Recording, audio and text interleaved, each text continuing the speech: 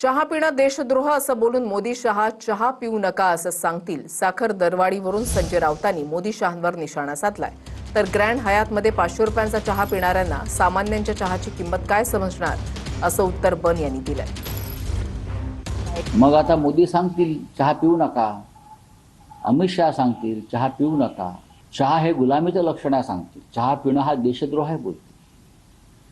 पार्लमेंटला सुद्धा चहा बंद करतील लवकरच। चहा मागला, चहा पिऊ नका बरं का। आम्ही रात्री काय प्यायचं ते पिऊ, पण जनतेने चहा प्यायचा नहीं। हमारे मुख्यमंत्री महाराष्ट्र के नागपुर में जो कुछ हो गया ना बच्चों का जेन जी गैदरिंग, उसमें भी बोल रहे थे एक चाय बेचने वाला ही देश का प्रधानमंत्री बन गया। ये संविधान की ताकत है।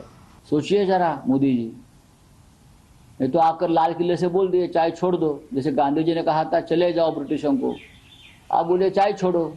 मुळामध्ये संजय राऊत कुठे चहा पितात?